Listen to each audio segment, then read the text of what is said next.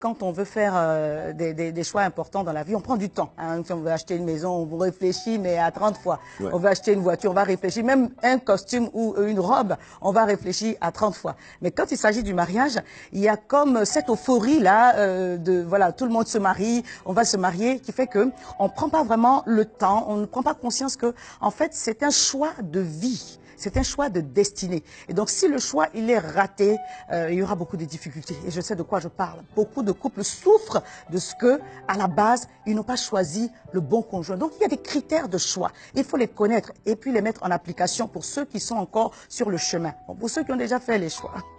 Et que c'est trop tard. Je parle du principe que le mariage est une alliance. Alléluia. Amen.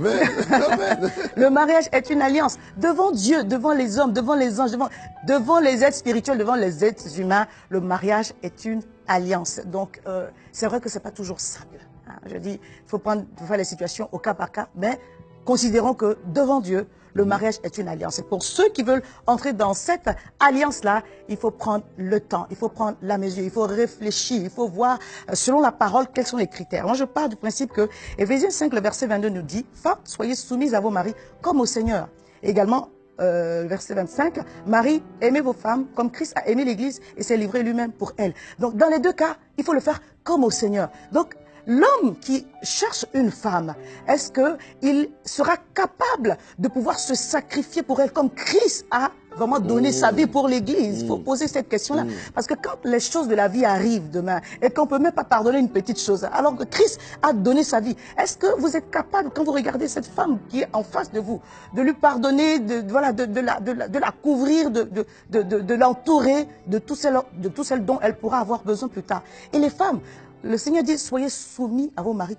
comme au Seigneur. Donc, regardez au Seigneur. C'est-à-dire que c'est pas quand il est gentil, quand il fait des cadeaux, quand il est bienveillant, mais vraiment comme au Seigneur. Donc, dans les deux cas, je pars du principe que on doit regarder à une personne qui a au moins un principe de la connaissance de la parole de Dieu, du Seigneur dans sa vie. Donc, même s'il n'est pas chrétien à la base, faites en sorte que le jour du mariage, il ait accepté Jésus-Christ comme son Seigneur et Sauveur. Ça va vous sauver tous les deux dans le mariage. En général, dans l'église, il y a des femmes qui sont sérieuses. C'est-à-dire que ce n'est pas toutes les femmes qui sont mariables, si je peux utiliser le terme. C'est-à-dire qu'il y a une femme avec qui on peut sortir et puis il y a celle avec qui on veut faire sa vie.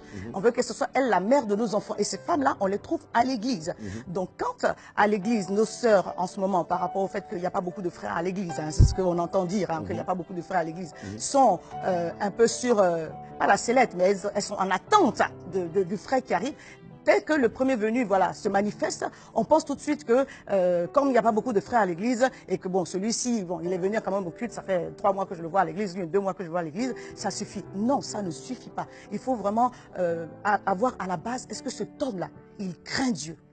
Quand je dis au Seigneur, juste au Seigneur, est-ce qu'il craint Dieu? Est-ce qu'il a les valeurs d'un homme qui peut être votre sécurité, vous couvrir? Pas seulement quelqu'un qui veut une femme pour lui faire des enfants et lui faire à manger. Non, pas seulement quelqu'un qui va rester à la maison, comme on a dit tout à l'heure, lorsque lui va en boîte, machin et tout, mais quelqu'un qui va vraiment t'aider dans ta relation avec le Seigneur, avec qui tu pourras bâtir quelque chose de grand et de fort. Donc ça prend du temps. Ça prend de ne pas regarder aux émotions. Parce que quand les frères du monde, ils arrivent tout pimpant, il est beau, il est propre sur lui, tout de suite, le Saint-Esprit t'a parlé, le Saint-Esprit n'a rien dit encore. C'est les yeux. Mais soyons francs, pour des personnes qui ne se sont pas mariées assez tôt et qui ont eu des expériences de vie, des parcours un peu compliqués, et on s'est retrouvé avec les enfants sur le bras et qu'on veut rentrer dans le mariage. Oui, c'est possible de rentrer dans le mariage ayant même des enfants. Mais à ce moment-là, il faut être quand même assez raisonnable. Vous avez 40 ans, ou bien vous avez la quarantaine passée, vous avez des enfants, que ce soit un homme ou une femme. C'est plus simple dans vos critères de choix d'aller vers des personnes qui ont aussi une certaine expérience de la vie pour se comprendre. Ça ne veut pas dire que si vous avez des enfants, vous ne pouvez pas avoir un conjoint qui n'a pas d'enfants. Il y a quelqu'un qui va te dire la première dame. Voilà. La première dame, même c'est l'exemple, il est flagrant, mais il y en a des exemples. Mais je voudrais dire que c'est plus fréquent pour les femmes d'accepter les hommes avec des enfants que pour les hommes d'accepter les femmes avec des enfants. Mais on a donné l'exemple de la première dame. Et ça arrive que des hommes acceptent n'ayant pas eu d'enfants, une femme qui a des enfants, c'est déjà arrivé. Il y a eu des mariages superbes qui se sont faits. Mais le plus souvent, quand on a des enfants, c'est les recompositions de famille. Il faut seulement être pragmatique. Il y a un cycle dans la vie. Il y a un temps pour le mariage. Et ce temps-là, c'est avec l'âge. Quand on arrive à l'âge de la maturité, le temps du mariage arrive. Et le Seigneur nous fait des propositions. Moi, je dis toujours, et je le crois profondément, que Dieu nous fait des propositions. On accepte ou on refuse, mais Dieu nous fera des propositions. Si la proposition que le Seigneur nous a faite, la personne n'est pas disposée à accepter, Dieu nous fera une autre proposition. Si Pierre ne veut pas, mais il y a Paul qui est là.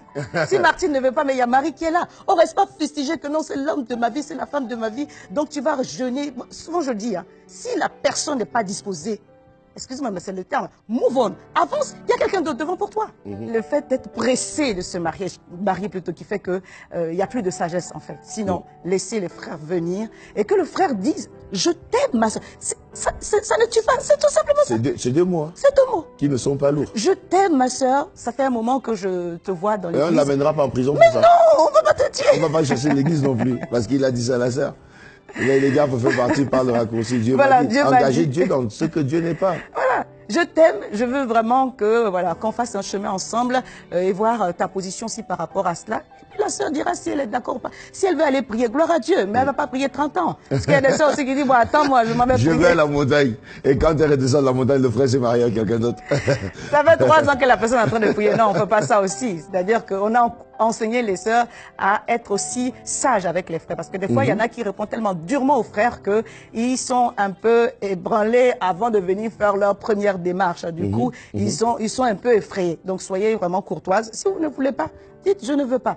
Mais quand la personne vous a parlé que vous avez à cœur de faire une démarche et de voir clair dans la situation, dites « voilà, je vais prendre un peu de temps, je vais revenir vers toi ». Pas besoin de dire que tu vas aller jeûner 30 jours. Et après avoir prié, parce qu'il faut prier aussi, hein, même quand on a les sentiments, il faut prier.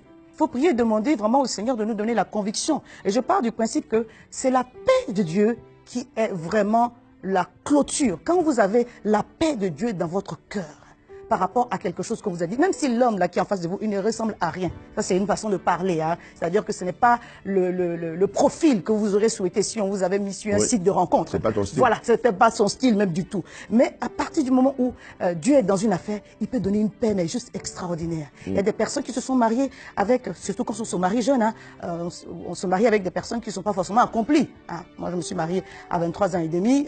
L'homme de Dieu en avait 24 ans et quelques. Ah oui. On n'était pas assez, voilà, assez construit, mais on avait quand même la maturité pour faire ce choix-là. Et quand tu te maries avec une personne assez jeune, il n'a pas de maison, il n'a pas de voiture, il n'a rien. Vous faites ensemble. Et c'est ça. C'est-à-dire que quand on va dans le critère de choix de Dieu m'a dit, on se trompe à coup sûr. Qu'est-ce que toi tu dis? Qu'est-ce que moi je dis? Dieu nous a fait une proposition, même si on a rêvé, même si quelqu'un a songé, même si, voilà, parce que, comme on dit, la multitude des songes vient aussi de ce que on brasse dans la journée, de nos pensées et de toutes ces choses-là auxquelles on pense. Tu as pensé au mariage, tu as pensé, c'est normal que quand tu vas te coucher, tu rêves sur le mariage. La sœur, là, depuis tous les jours, tu penses à elle. Quand tu vois tes amis, tu parles d'elle. Mais tu vas la voir dans ton rêve. Dieu ne t'a rien dit. Tiens, voilà, Dieu vient de me parler. Rien Donc, dit. c'est elle, là, je suis sûr que c'est elle, Dieu m'a dit. Exactement. Alors, au lieu de dire ce qu'il pense depuis longtemps, il va prendre Dieu comme son pare-balles. Son gilet pare-balles pour venir et se couvrir derrière pour dire non, Dieu m'a dit. Pour votre édification spirituelle, suivez des puissants témoignages, des puissantes prédications, des puissantes prières en live, des émissions chrétiennes, des clips top gospel. Abonnez-vous dès maintenant sur notre nouveau compte YouTube Casarema Satellite. La Bible dit que vous devez vous entretenir par des psaumes, des hymnes, des cantiques spirituels, chantant et célébrant de tout votre cœur les louanges du Seigneur. Dès à présent, abonnez-vous sur notre chaîne YouTube Casarema Satellite 2. Vous serez alerté en temps et en heure de chaque nouvelle vidéo. C'est très simple. En un clic, vous êtes abonné. Sa bonté est insondable. Sa fidélité toujours à... Casarema, le canal qui te transmet la vie. Casarema, la chaîne qui t'emmène dans la présence de Dieu. Alors, abonnez-vous massivement. Sa bienveillance